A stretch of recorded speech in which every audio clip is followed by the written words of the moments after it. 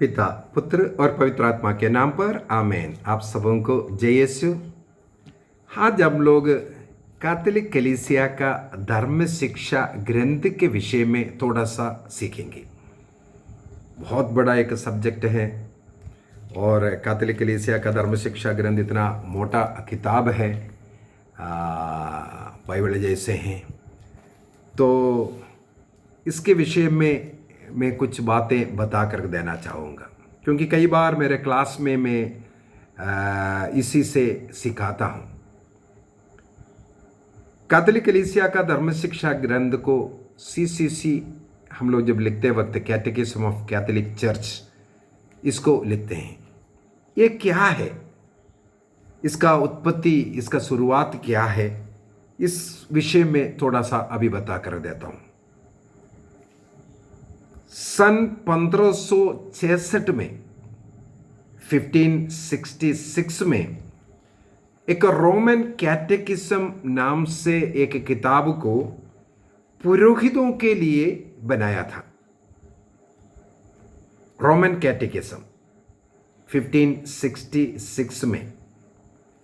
ये जब ट्रेंट महासभा हुआ था, वो ट्रेंट महासभा 1545 से लेकर के 63 तक, 1545 से 63 तक जब चला था, तब उसमें निर्णय किया पुरोहित लोगों को कलीसिया को सिखाने के लिए सही मार्गदर्शन देने वाला एक किताब को बनाने के विषय में। इसलिए सन 1566 में पोप पायस फिफ्थ के द्वारा इस किताब को शुरू किया था और वो पुरोहितों के लिए बहुत मददगार रहा। इसलिए फर्स्ट वेटिकन काउंसिल जब हुआ था, वो 1869 में हुआ था। 1869-70 के समय पर जब वेटिकन फर्स्ट काउंसिल जब हुआ था, उस समय पर जितने बिशप लोग उसमें भाग लिए, उन्होंने एक आग्रह किया सब लोगों के लिए एक कैटेकिज्म का किताब होना चाहिए। आम जनता भी, लेटी भी जो पढ़ सके, केवल फादर लोग सिस्टरों के लिए नहीं बल्कि आम जनता के लिए भी इस प्रकार का एक कैटेकिज्म किताब बनाना चाहिए, जिसके आधार पर सभी कलीसिया सिखा सके। क्या सिखाना क्या नहीं सिखाना है, उसका एक मार्ग रहेगा, इसके द्वारा मिलेगा।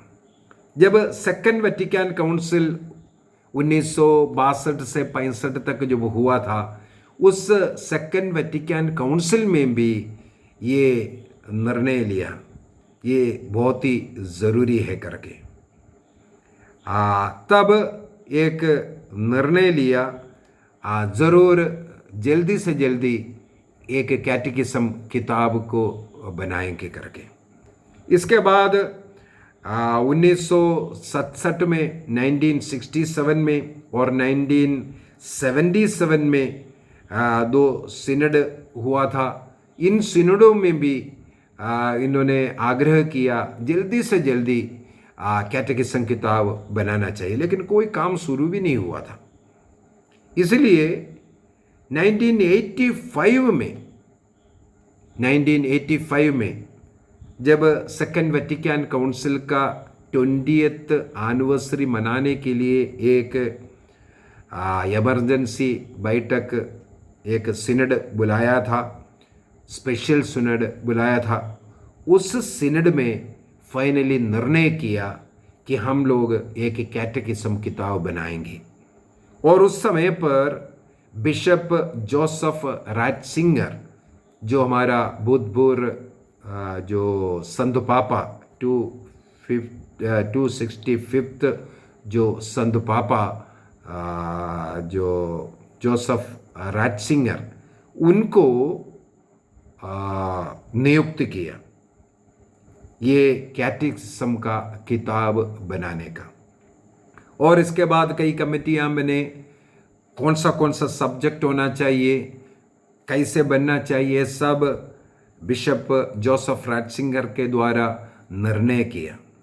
हमारे बिशप संत पापा बेनेडिक्ट 16वें उस समय पर बिशप जोसेफ राटसिंगर नाम से था।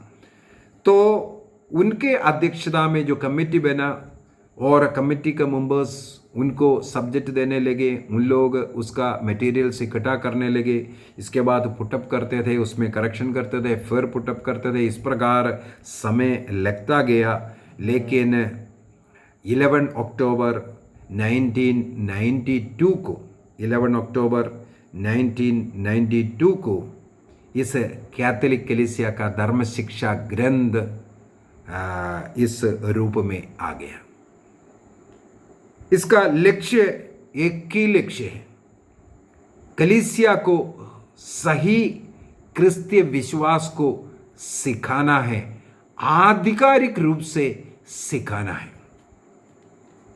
जैसे बाइबल पढ़ते हैं, मैं उसी प्रकार इस किताब को भी पढ़ता हूं। कई बार इसको रेफर किया, पढ़ाई किया। शुरू में बहुत बोरिंग था, अच्छा नहीं लग रहा था, लेकिन जब एक बार एक आग्रह आया, इस किताब को एक साइड से मैं पढ़ना शुरू किया, पॉइंट्स नोट करना शुरू किया, मुझे इतना अच्छा लगने लगे। इसके बाद उसका पूरा स्ट्रक्चर मुझे पता चल गया, किस प्रकार उसको बनाया है। हम लोगों को ये मुख्यतः जो सिखाने वाले लोग, जो कलीसिया को सिखाने वाले लोग, इसी किताब से सिखाना चाहिए। ये एक आधिकारिक किताब है। इस किताब में जो लिखा हुआ बात हम आधिकारिक रूप से सिखाना चाहिए, क्योंकि ये कलीसिया का एक बहुत बड़ा देन है।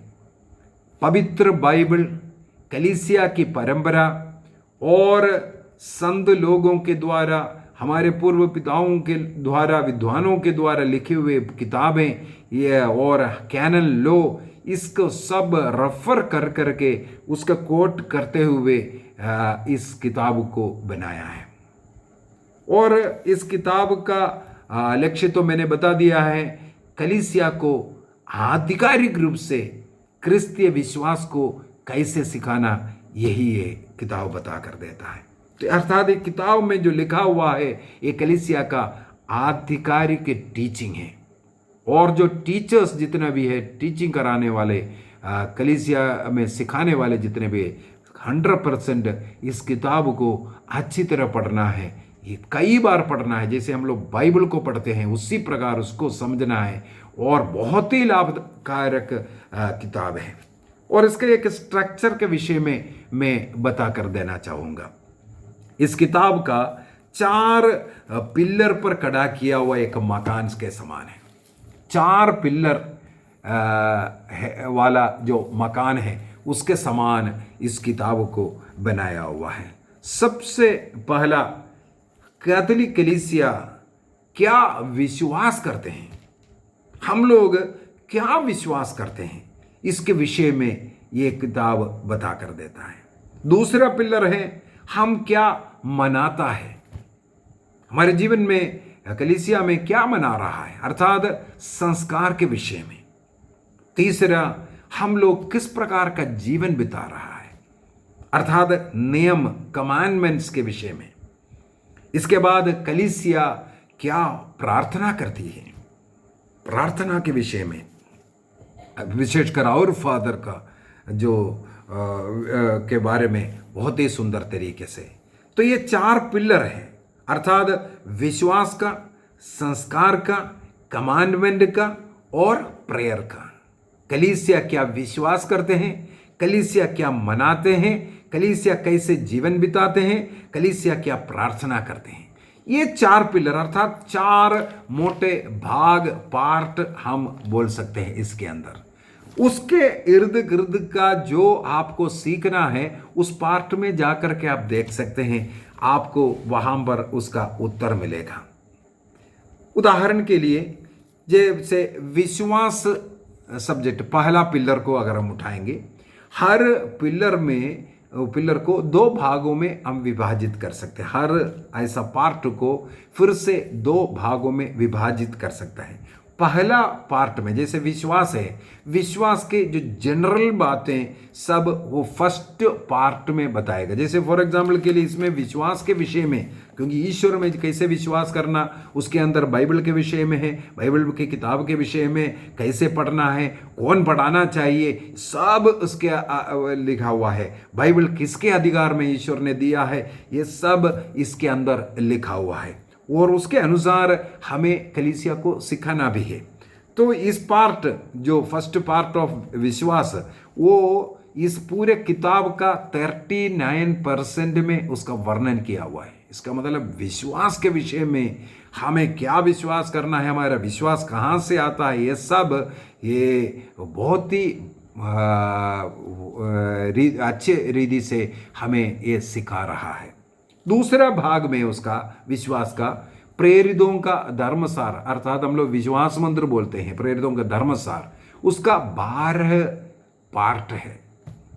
12 प्रेरित लोग यहूदियों का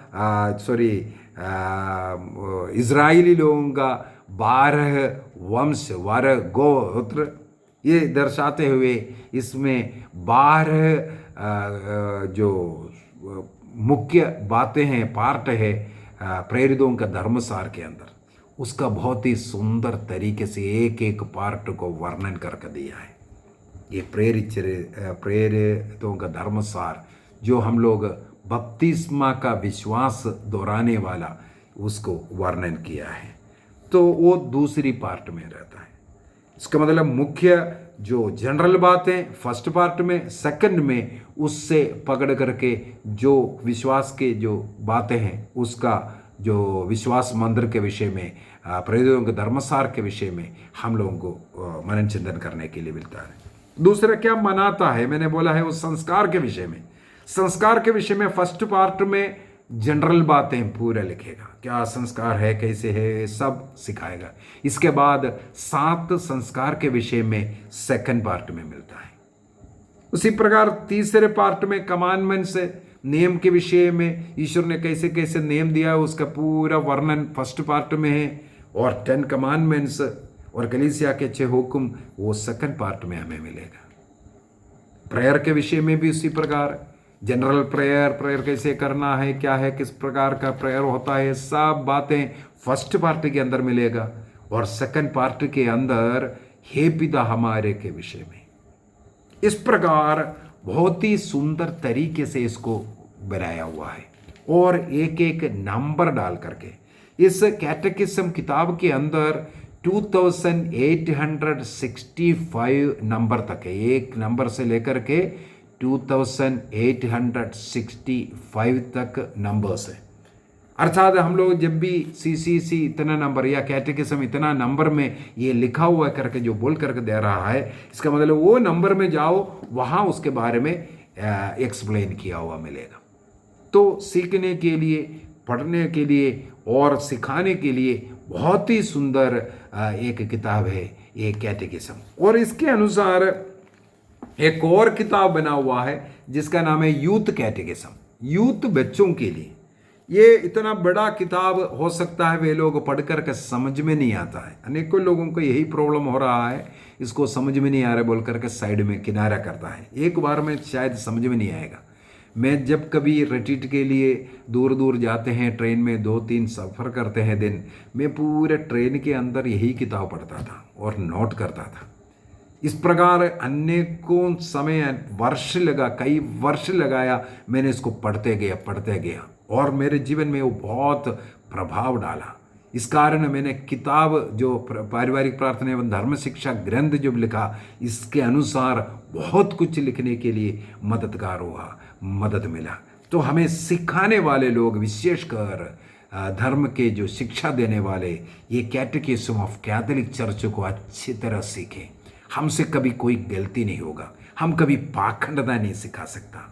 केवल कलीसिया में रहकर कलीसिया जो सिखाता है उसको सिखाने के लिए, कलीसिया से बाहर नहीं जाना, कभी कलीसिया के अधीन रहना, बिशप के अधीन रहना, पुरोहितों के अधीन रहना, वहाँ रह कर के सिखाने के लिए। इसके बाद यूथ कैटेकिज्म युवा वर्गों के लिए है, यूथ के लिए जो बनाया हुआ है। इसका प्रकाशन 25 मार्च 2011 में किया। इसके अंदर कुल मिलाकर के 527 सवाल हैं और उसका जवाब दिया हुआ है। सवाल और जवाब में बनाया हुआ किताब है।